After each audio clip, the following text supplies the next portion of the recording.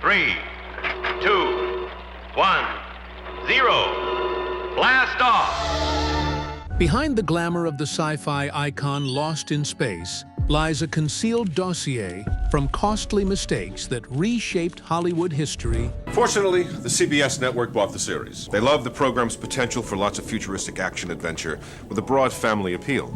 To heartbreaking personal tragedies behind the dazzling spotlight. Guy Williams, a lovely gentleman, very bright. Unfortunately, we could never be friends. Did you know that the male lead was stripped of his status to the point of bitterly leaving the profession and dying alone days before being discovered? Because I know that he was suffering as a result. He became almost a walk-on. Or that the actor playing the robot was almost burned alive right on set in temperatures reaching 50 degrees Celsius. See, the robot costume, when it was in place, was locked, and there was an actual screw that was put in, so it couldn't unlock, and it took 3 prop men to get me out.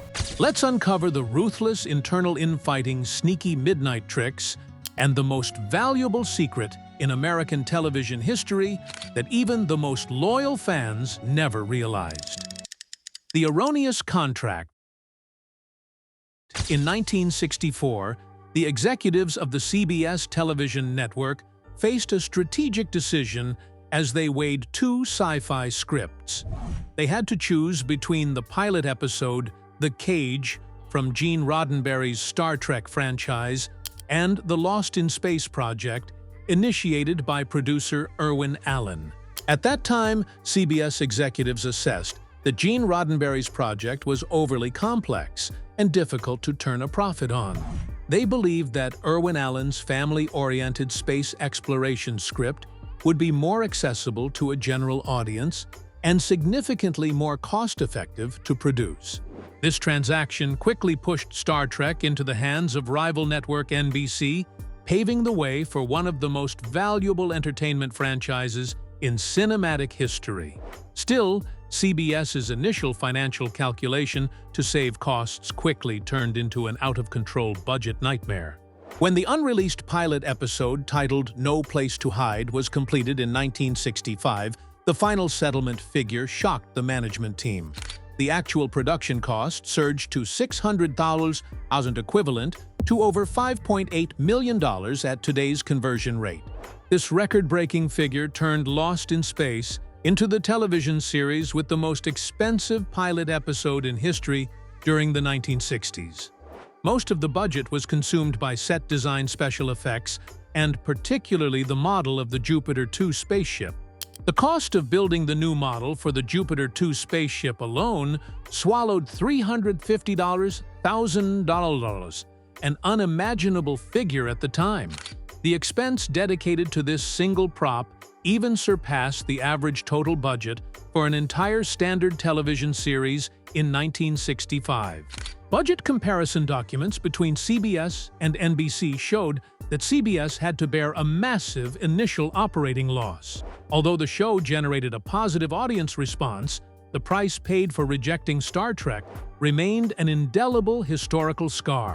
This miscalculation not only altered the landscape of the 1960s television network war, but also initiated a series of expensive behind-the-scenes incidents. Unforeseen additional costs continued to plague the crew throughout the filming of subsequent episodes. The sealed dark version. The original pilot episode, titled No Place to Hide, produced in 1965, possessed a tone completely opposite to that of the commercial version. Adventure as challenging as tomorrow, as far out as the star. The film focused on breathtaking survival elements, conveying a dark, serious atmosphere about the harsh struggles of the Robinson family on an alien planet. The astonishing truth for fans is the complete absence of the series' 2 most iconic characters. Both the malevolent biologist Dr. Zachary Smith and the intelligent robot B9 were entirely non-existent in this first pilot script. After an internal screening, CBS executives bluntly criticized the pilot cut. Managers assessed the story's development as overly monotonous, lacking high-stakes tension, and entirely insufficient to appeal to young audiences and families. Facing the risk of the million-dollar project being completely canceled, network executives issued an urgent demand to producer Irwin Allen. They forced the crew to insert a spaceship sabotaging villain and a robot to create entertaining highlights to attract children. In production archive records, a CBS representative once gave a decisive directive: "We need a ruthless saboteur on board and a machine with human qualities to save this dullness." This requirement forced the entire crew to rewrite the script within a short time frame. In order to conceal mistakes in the initial content direction, Fox decided to permanently seal the No Place to Hide pilot. The test film roll was locked tight in a dark vault for 28 years, absolutely forbidden from being broadcast on television. It was not until 1993 that this precious documentary footage was officially given a limited release on VHS format for researchers. The emergence of the film revealed all the hidden corners regarding the tumultuous production process of the work. Comparing the uncredited 1965 test pilot and the commercial broadcast version reveals a historic turning point in the television industry. Thanks to pressure from CBS characters that were originally not part of the plan, ultimately became core elements determining the show's success. Tears of Father John Robinson. Before joining the Lost in Space project in 1965, Guy Williams was at the peak of his Hollywood career. The actor was a globally famous A-list star through his legendary role as Zorro in the television series of the same name produced by Disney starting in 1957. Producer Irwin Allen recruited Guy Williams to play Professor John Robinson as the central star. He was promised to be the guiding soul of the entire storyline, representing the image of an exemplary father and the hero carrying the weight of the Jupiter 2 spaceship. Nevertheless, the behind-the-scenes situation quickly flipped when the character of Dr. Zachary Smith unexpectedly created an explosive audience reaction.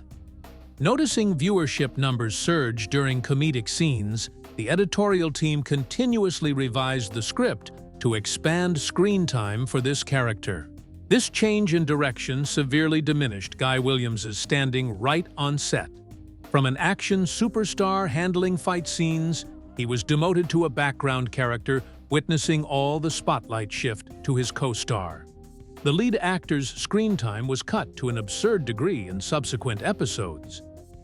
Guy Williams once bitterly shared with the press, "I signed on to play a scientist and an action hero, not to stand around holding a tray of sandwiches and watching someone else make jokes."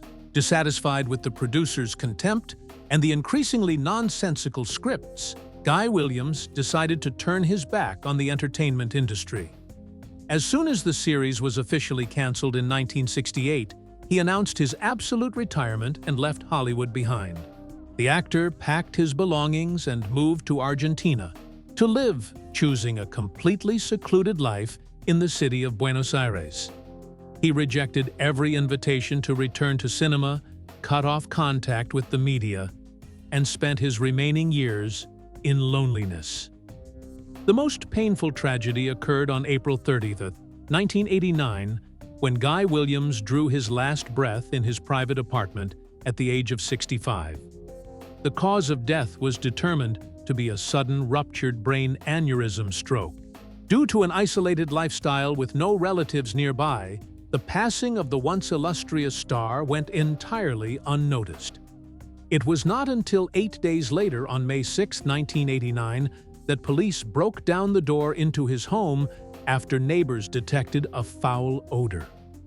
The silent fall of the legend Zorro left behind immense sorrow for the American public. It was a mournful low note behind the brilliant spotlight of the Lost in Space franchise, marking a sad ending for a forgotten talent. The Insult Dictionary. According to original script files, the character Dr. Zachary Smith, played by Jonathan Harris, was constructed as a cold-blooded foreign spy. Under the initial plan of the content supervisors, this villain was to be killed off or removed as early as the 6th episode. Well aware of the character's short-lived fate, Jonathan Harris understood that he was about to lose his job. Unwilling to leave the game early, the actor quietly stayed up through numerous nights at home to personally rewrite all the dialogue and character psychology. Harris executed a risky turn by converting Dr. Smith from a cold-blooded killer into a complex character. He turned him into a cowardly, arrogant, ostentatious figure who possessed a unique sense of humor, creating a contrasting dynamic with Robot B9. The actor personally crafted a series of uniquely rhyming insults to berate the robot. Phrases such as bubble-headed booby, tin-plated traitor, or transistorized toad quickly became distinct catchphrase signatures of the show. In addition, he improvised the classic exclamation whenever facing danger, "Oh, the pain, the pain." This catchphrase became so famous that over 30 years later, Harris himself reprised it, while voicing a character in Pixar's 1998 animated film, A Bug's Life. Jonathan Harris's sneaky, script-altering tactic brought results far beyond expectations. The character of Dr. Smith immediately triggered a rating explosion, turning a stand-in character on the brink of being killed off into the most captivating figure in the entire television series. The rise of Dr. Smith created an unprecedented screen-stealing phenomenon in CBS production history. A supporting character overshadowing the entire main cast drew a fine line between acting talent and shattering the original script structure. The man inside the scrap metal.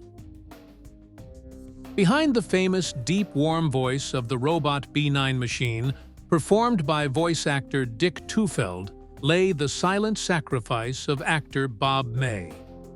Few knew that Bob May was actually the person who directly operated inside the cumbersome metal shell for many years. The Robot B9 suit, produced in 1965, was constructed entirely from fiberglass and metal weighing nearly 45 feet. The space inside the machine was extremely cramped, lacking an air circulation system and continuously accumulating heat under high-power studio lights. The temperature inside the metal shell on peak filming days, at times, surged up to nearly 50 degrees Celsius. Actor Bob May frequently fell into a state of exhaustion, severe dehydration, and almost passed out after every scene lasting a few minutes. The most dangerous tragedy occurred on set when the crew executed a scene with practical explosive effects. Electrical sparks unexpectedly slipped through the gaps of the suit, igniting the internal wiring system and causing the machine to burst into fierce flames. Due to a complex mechanical locking latch design from the outside, Bob May was completely trapped inside the shell that was spewing toxic smoke. He suffocated and faced the risk of being burned alive in front of the panic of the entire production crew at that time. The technical team had to immediately use fire extinguishers for an emergency intervention to extinguish the flames and rescue the actor. Recalling the life-or-death incident in 1965, Bob May once bitterly shared, "I choked on smoke and thought I would burn to death in that pile of iron before someone could open the latch." Although enduring life-threatening danger and physical pain, Bob May was only paid the minimum compensation for stunt performers by the producer. He did not enjoy the treatment of an official actor at all throughout the filming of the series. The injustice extended further as Bob May's name was crossed off the list of performers in the main credits of the work. Throughout the length of the series broadcast, his face never once stepped into the light on the television screen. The unnamed musical brand. The bustling theme melody steeped in the sci-fi adventure spirit of Lost in Space, produced in 1965, quickly became one of the most recognizable soundtracks in television history. This chorus was deeply etched into the memories of multiple generations of audiences. Still, the vast majority of the public at that time had no idea that the person behind composing this immortal soundtrack was John Williams himself. He later became a Hollywood musical monument. With 5 Oscar wins, alongside a series of timeless works for cinematic blockbusters. John Williams' subsequent brilliant career was tied to classic film scores such as Star Wars: Jaws, Jurassic Park, Harry Potter, and Indiana Jones. Even so, at the time of 1965, he remained merely an unknown young composer, struggling to find his footing. The secret lay in the honorary screen title credit of the television series. To save display space on the credits and downplay the status of a novice composer, the producer arbitrarily shortened his name to Johnny Williams on television broadcasts. Music researcher John Burlingame once noted in a film report, "The name Johnny Williams on the 1965 credit sheet is a trace of an era when Hollywood studios looked down upon the role of young composers. This name change concealed his name rights." Even though his name was shortened, the melody composed by John Williams still created a major turning point for his career. The work carried a modern orchestral arrangement style, establishing a solid foundation for the sci-fi musical language he developed in Star Wars in the 1970s. Listening again to the 1965 theme music combined with observing John Williams's rise allows the audience to clearly recognize his stature. The musical composition from back then went from an uncredited product to an enduring musical legacy through time. John Williams's unnamed presence in Lost in Space is a uniquely somber low note in cinematic history. It proves that even the greatest Hollywood legends once had to pass through a period of anonymity before reaching the pinnacle. The work that beat Titanic in 1998, the film studio New Line Cinema decided to invest a large budget to revive the classic sci-fi franchise. The Lost in Space feature film project gathered a star-studded cast, including Matt LeBlanc, who was rising to fame from Friends, alongside Oscar-winning actor William Hurt. Still, the 1998 production immediately faced a major incident before the filming date of key action scenes. Actor Matt LeBlanc accidentally broke his arm in a domestic accident while simultaneously filming for the television series Friends. This sudden injury forced director Stephen Hopkins to alter the entire backup filming schedule. The costume design team had to urgently create a special armored glove to conceal the cast on the actor's arm. Not stopping at the actor's injury, the atmosphere on set continuously fell into a state of tension. The relationship between director Stephen Hopkins and actor William Hurt saw fierce, irreconcilable conflicts. As a star with an academic cinematic mindset, William Hurt continuously criticized the film's script as overly shallow. He publicly refused to perform multiple action scenes requested by the director, believing they lacked realism. Director Stephen Hopkins once bitterly revealed to the press regarding this uncooperativeness, William Hurt turned every shooting day into a philosophical debate, while we were just trying to finish a sci-fi action movie. In spite of the behind-the-scenes chaos, the film project released in April 1998 created a massive commercial shock. The movie grossed $20.1 million in its opening week, officially dethroning the blockbuster Titanic from the box office crown after 15 weeks of dominance. Although it achieved the feat of ending Titanic's winning streak, the work faced a fierce wave of backlash from critics. Film press outlets collectively slammed the content quality and chaotic special effects of this feature version. Revenues failing to meet long-term expectations, along with the wave of criticism from experts, dealt a heavy blow to the producers. Plans to develop Part 2 and Part 3, previously outlined by New Line Cinema, were immediately canceled permanently. The 1998 media disaster completely extinguished the ambition of bringing the Robinson family brand to the big screen. This failure became a costly lesson in managing personnel conflicts within Hollywood mega projects. The $8.5 million burden. By 2018, the classic sci-fi franchise was officially revived by Netflix as a large-scale series. The work completely eliminated the cheap glued foam props of the 1965 film version to invest a massive budget. Netflix was willing to spend up to $8.5 million per episode, placing Lost in Space on the list of the most expensive television projects. This record investment was maximally concentrated on recreating authentic real-life settings. To bring a vivid visual experience to the audience, the production crew made a risky decision when refusing green screens. Instead of filming in an enclosed studio space, the entire crew was taken to harsh terrain regions. The crew traveled to natural snow and ice stretches in British Columbia, Canada, to execute scenes on the alien planet.